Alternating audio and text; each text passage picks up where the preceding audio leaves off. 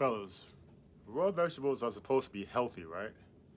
But what if I told you that eating the wrong veggies raw, uncooked, might be stealing some nutrients from your body and stressing your digestive system?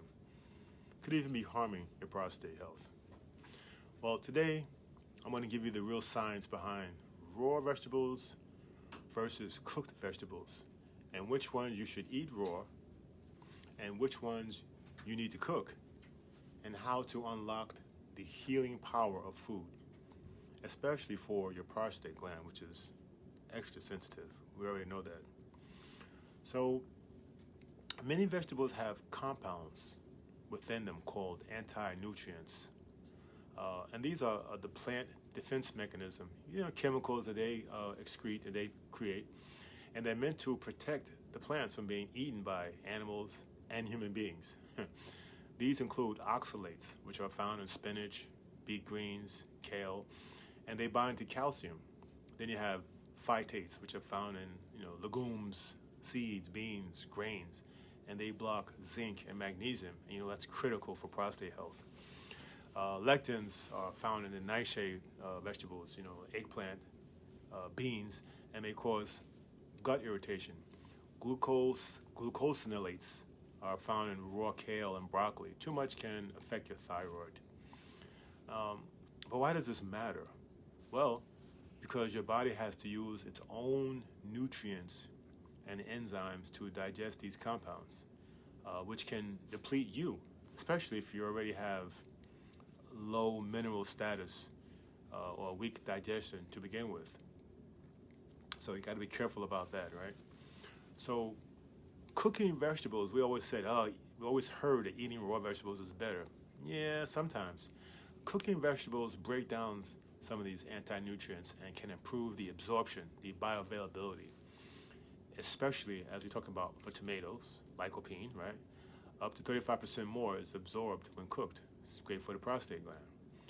Beta-carotene from carrots, sweet potatoes are more available when cooked with healthy fats. Indole-3 carbinol from cooked broccoli that supports hormone balance. More available when it's steamed. Broccoli is steamed, right?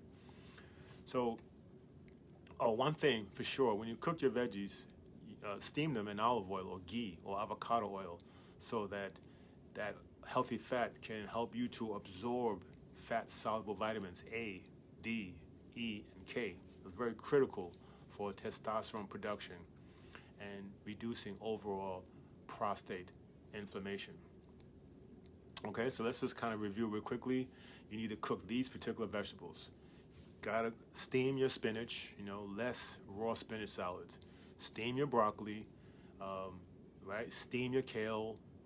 Steam them in some garlic, neutralizes the goitrogens, which can affect your thyroid gland. Steam your cauliflower, makes it easier to digest. Steam or roast or bake your asparagus. You have higher antioxidant levels when it's steamed.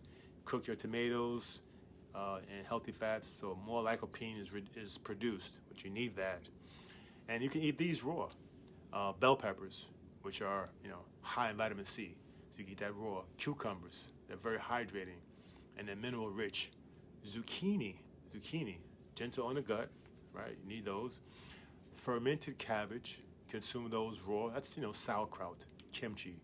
And these, by the way, sauerkraut and kimchi adds gut-friendly probiotics, right, for your digestive system.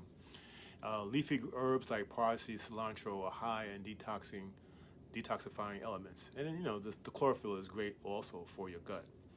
So, and by the way, fermented foods is really actually cold cooking. It's a cold cooking process, the fermentation. And so, the prostate is very highly sensitive to digestive stress and inflammation. So it's important that you know which vegetables you can eat raw and which ones you should cook. So pair vegetables cooked with zinc-rich seeds like pumpkin seeds and Brazilian nuts for selenium. That helps for testosterone balance and soothes the prostate. So remember, not all veggies should be eaten raw. Understand how your body digests food and absorbs food. That way you can make the proper adjustments to unlock the full potential of of your meals, right? Because food should be used as medicine and for nutrition, right? Not just for taste.